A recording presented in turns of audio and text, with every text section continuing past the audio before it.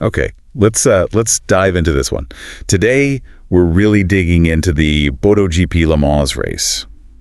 It was pretty chaotic. Oh, absolutely chaotic. Our goal here is basically to sift through all that live action, the commentary, everything, and, pull out what really mattered. Exactly. We've got the live feed stuff, weather updates coming in fast, rider chats, team calls, the whole race unfolding second by second. It's great source material for understanding those split-second decisions and, frankly, the sheer unpredictability of it all. So setting the scene. Yeah.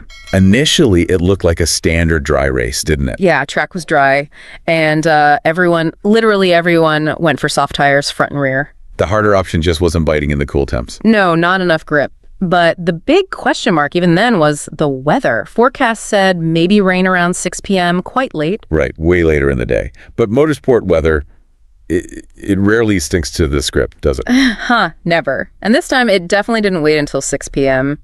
Those first signs of trouble came much, much earlier. You can say that again. We had that forecast, but then bang, warm-up lap. The first drops started falling. And you could just hear the shift in the commentary, couldn't you? That sudden tension. Total uncertainty. What was weird was how sudden it seemed, right? The radar wasn't showing a massive storm initially. Exactly. The mobile radar teams showed very little right over the circuit at first. It almost felt like, just a passing shower. A little sprinkle, maybe it'll blow over. Wishful thinking, perhaps. Probably. But even a few drops on that track surface, it's enough to cause major grip issues. So that warm-up lap suddenly became, incredibly tense. And race direction didn't hang about. They declared it a wet race pretty quickly. Which immediately just tosses all the pre-race plans out the window, especially tires. Now, riders had that option, the flag-to-flag procedure, pit after the start for wets. Okay, so that sudden rain, that was the trigger for all the tire drama that followed. Oh, definitely. Remember, everyone started planning for dry, went out on softs, because the hard, like we said, wasn't working in the cool.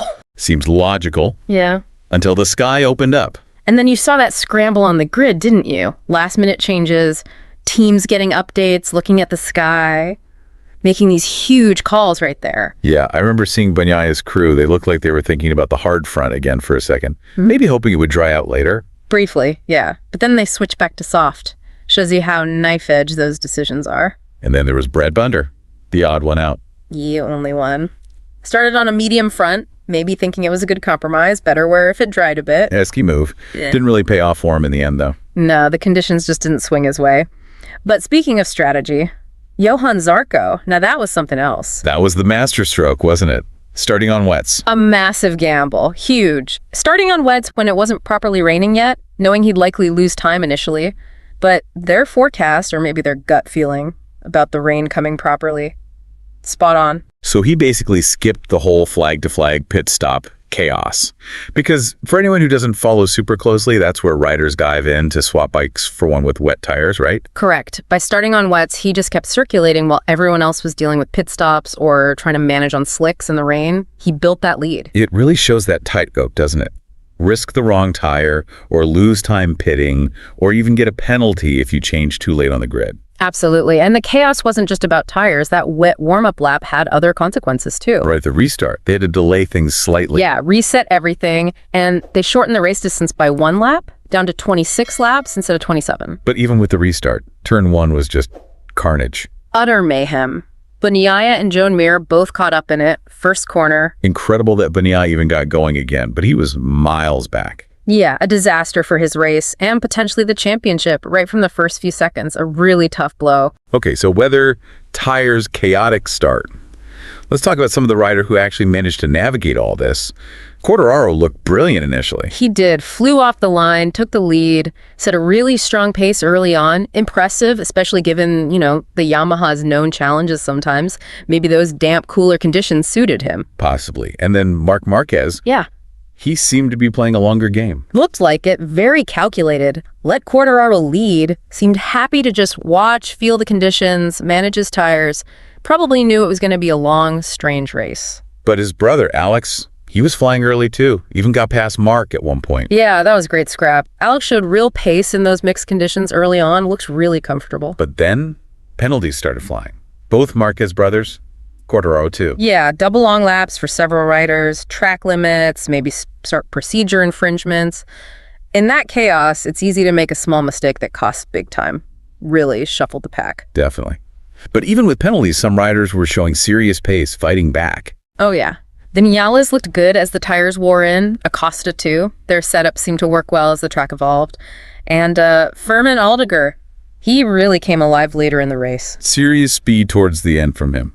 Okay, so lots of individual stories, but there were some big unexpected moments that really changed the race. Definitely. Alex Márquez's first crash. That was a big one. He was running third, looking so He strong. hopped right back, didn't it? Though he did get back on. Fair play. Showed good spirit. But then, that bizarre incident with Quartararo and Binder. Yeah, crashing in almost the exact same place. Wild. Just shows how tricky it was out there. Absolutely treacherous, even for the best. And remember Aldeguer getting past Marc Márquez for a bit? Oh, yeah. A flash of brilliance that was. Even if Mark got him back eventually. Showed his potential, though. All these moments, they just underline how crucial those wet tire calls and flag-to-flag decisions ended up being. But Alex Márquez, his day just went from bad to worse, didn't it? Yeah, unfortunately. After fighting back, he crashed again, running P6 at the time, I think. Ended his race. 0 points. Just gutting for him after showing that early speed. Ouch. And we should mention Bastianini getting penalized for that turn 1 incident with Bagnaia and Mir. Right, the stewards pinned that one on him. Big consequences for everyone involved in that tangle. Which really brings us back to the winner, Johann Zarco. That tire strategy, just wow. The ultimate gamble, wasn't it? Start on wets, stay on wets, and it just paid off beautifully. His pace in the full wet conditions was just relentless. He really was. While others were pitting or struggling, he was just consistently quick, building that gap, looked completely at home. And the emotion. A French rider winning the French Grand Prix at Le Mans. First time ever in MotoGP. You could almost feel the crowd noise through the broadcast. Incredible moment. Truly historic for him, for France, for Le Mans. The atmosphere must have been absolutely insane there. Meanwhile, Marc Márquez. Mr. Consistency strikes again. Textbook race management from him, really. Second place in those conditions. Huge points haul. He knew Zarco was gone. Didn't take any silly risks. Smart racing. Yeah. Recognized the situation, settled for P2, banked the points. Exactly. Avoided the drama, maximized the result. And completing that podium. Yeah. Furman Aldeguer, what a weekend for him. Fantastic ride. That late pace was so impressive, getting past Acosta for third. That's his second podium of the weekend, wasn't it? Yeah, really cementing his place as one to watch. So crazy race, historic win. But the championship picture, that's shifted significantly, hasn't it? Massively. Márquez gains big, while Alex Márquez and Pecco Bagnaia both score 0. That's huge. His lead must have jumped quite a bit then. Oh, considerably. Yeah. With his main rivals having a nightmare weekend and him banking 20 points, he's suddenly looking very, very comfortable at the top. So is it too early to call him the clear favorite now, based on this? Well, it's never over till it's over, but Right. Look, he's fast, he's incredibly smart on track, and he's capitalizing when others stumble. He's definitely the rider with the momentum right now. Hard to bet against him. Okay, so wrapping up this deep dive, Le Mans threw everything at them. Rain, tire gambles, crashes, penalties, total chaos. And out of it came Zarco's incredible, historic home win based on a brave strategy. While Marc Márquez played the long game perfectly, strengthening his championship lead massively, a race that really shook things up. Absolutely. It's one of those races we'll be talking about for a while, I think. Really changed the complexion of the season. Definitely. So here's something to chew on until next time. We talk so much about the tech, the bikes, the precision in MotoGP, but when something totally unpredictable like the weather hits, how much does that level the playing field? And what does Zarco's win, built on that gutsy call, and knowing his home track so well, tell us about the value of strategy, instinct, and maybe just pure nerve, even in this high-tech era? That's a great question. Something for everyone to think about.